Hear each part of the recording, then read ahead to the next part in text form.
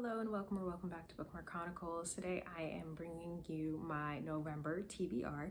If you remember in my video where I discussed my feelings on romance novels, I said that I was going to challenge myself and spend the month of November reading romance novels. So here we are. So I currently have 4 books on this list, potentially 5. I'll talk about that last one in a minute. 3 of these were in my recent book haul, and the 4th one is just one that's been sitting on my shelves for a while, so let's get started. The first book is A Little Something Different by Sandy Hall. From my understanding, this is some sort of teen romance, so I'm a little skeptical about this one. Typically, teenage romance doesn't really work for me because they just do dumb shit, and then everybody's like, oh, but they're teenagers, and I'm like, being young and being stupid are not synonymous. And it's always something where it's just a lack of common sense. So I don't know how I'm gonna feel about this one, but I have heard it's very cute. We'll see how it goes. It looks like these 2 characters, I think their names are Leah and Gabe. They're friends, they're getting to know each other, and everyone around them kind of assumes that there's a romance building between the 2 of them, but either they're oblivious to it or they just don't know how to initiate it. That's pretty much all I know. That's all I'm willing to know going into it, so we'll see how this one goes. The next book on this list is You Were There Too by Colleen Oakley. This one sounds really interesting to me. It's about this woman who is currently married to this man, and everything about her life seems pretty much perfect. However, she starts to have these recurring dreams where this man is in all of these dreams. She ends up relocating and ends up face to face with literally the man of her dreams. And I think it says it best on the back of the book. A woman must choose between the man she loves and the man fate has chosen for her. So basically, she has to decide what she's going to do, if she's going to stay married to the person that she loves or if she is going to take a chance on this stranger that keeps appearing in her dreams. So that plot seemed intriguing to me and I picked it up, and hopefully this is a good one. Next is The Bromance Book Club by Alyssa K. Adams. Right? Yeah.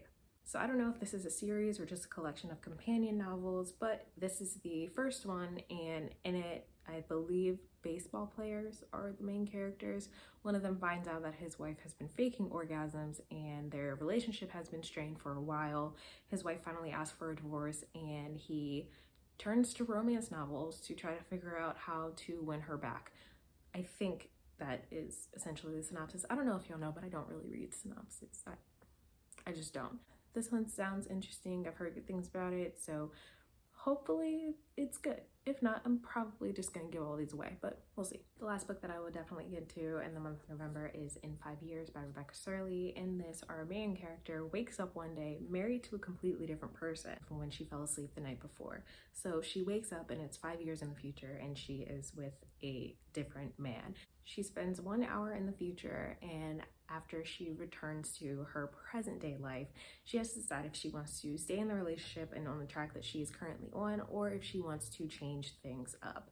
That's pretty much all I know about this. Like I said, I don't really read synopses of books, so that's all I'm willing to know at the moment. This one just sounds really interesting to me. Hopefully it's a good one. Hopefully all of these are good, honestly, but we'll see. If I have time, the last book that I want to get to is Girls of Paper and Fire. This was one of my 5-star predictions, and I'm really hoping that I can get to this before the end of the year.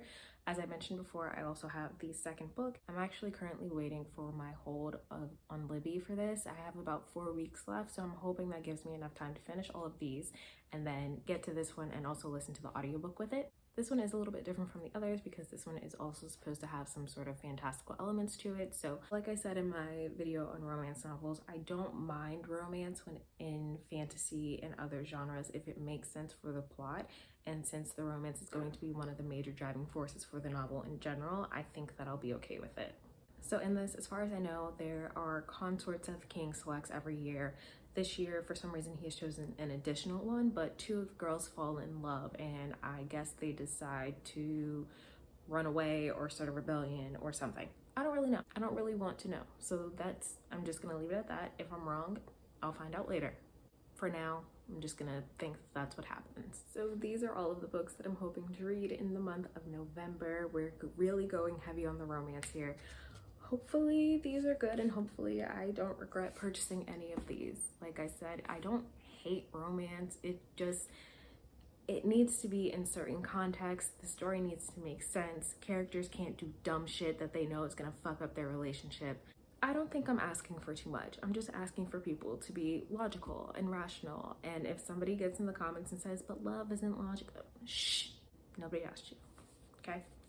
So if you've read any of these, please let me know. If you are interested in buddy reading any of these, also let me know. If there's other books that you think I might like that are similar to these, also let me know. Always looking for recommendations, especially in genres that I'm like not super familiar with. So that is all I have for you today, and I'll see you in the next video.